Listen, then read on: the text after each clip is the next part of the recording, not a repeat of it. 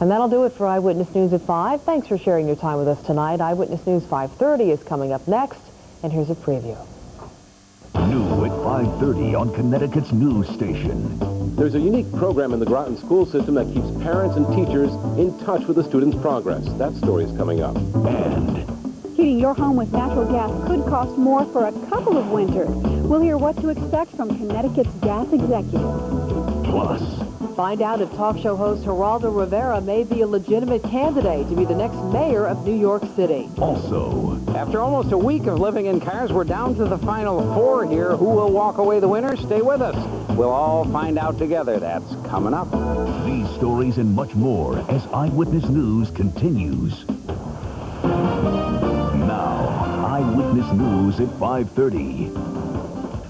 Good evening, I'm Denise DeCenzo. And I'm Al Terzi. Busy news day today, and we have a developing story right now from federal court in Hartford where we're told a verdict has been reached in a multi-million-dollar discrimination case. Channel 3 Susan Raff joins us from the newsroom now with late details. Susan?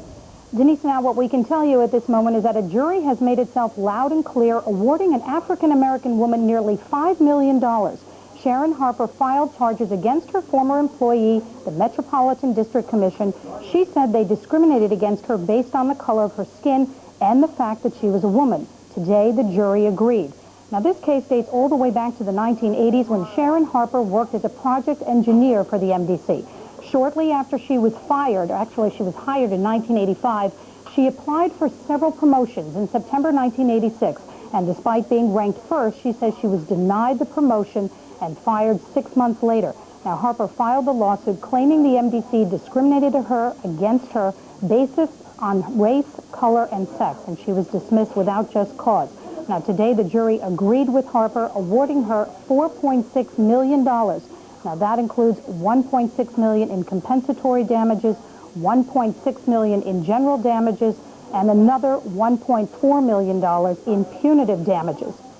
Now, there is some question tonight about whether the statute of limitations may have run out, and tonight I'm told Judge Alfred Covella will make a decision on that issue sometime in the next week or so. In the meantime, the attorney for the MDC tells Eyewitness News the verdict is wrong, and they tell us they are waiting to appeal this verdict.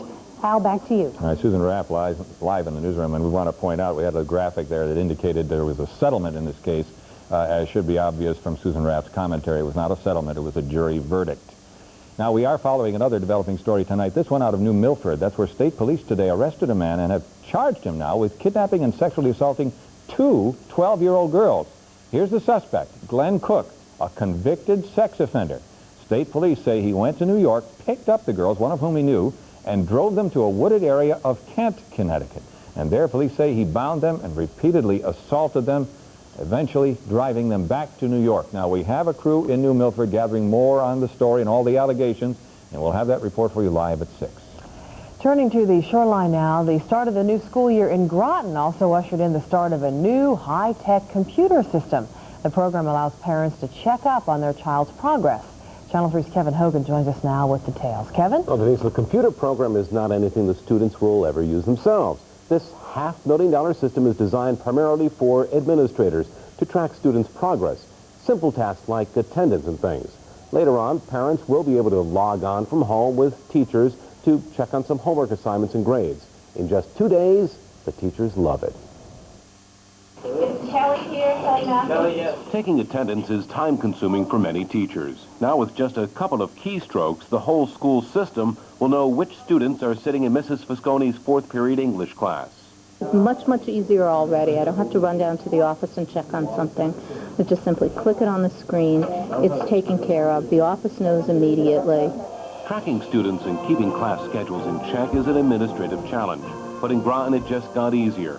During the summer, all the schools in town tied into a computer program. 87 of them were absent for the first block of the day. Then 51 were absent for the second block, and we're now in our 3rd block, and 47 were absent during the 3rd block. We want all of our kids to achieve to their highest potential every day, and we believe that the purchase of this software system is going to enhance that. The system cost $500,000, and when all phases are up and running, teachers will be able to maintain and access student records or grades, phone numbers for parents, and even test results. We were looking for a total solution, a solution that would allow us to track every student in every subject area, in every goal and objective of our curriculum.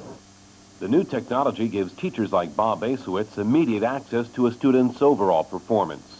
All the teachers are excited about it because before you'd have to go to guidance and you'd have to wait for them to try to locate information. Now everyone has it at their fingertips in their own classroom. Now get this, in about a year from now, parents will be able to email messages to their child's teacher and check on homework assignments. So Alan and Denise, when parents ask that always question, is your homework done? Parents will be able to check in themselves and see if there's more homework to do. Was it Ronald Reagan said, trust but verify? That's one way to do it. All right, thanks, Kevin. We are learning new information about a bank robbery that happened earlier this week in Hartford. Police say they believe a plastic gun found near the scene of the crime was used in that Tuesday holdup. The masked robber made off with over $6,000 from the People's Bank there. The suspect was last seen wearing a skeleton mask, green sweatpants, white socks, sneakers, and a dark hooded sweatshirt. If you have any information, you're urged to call police.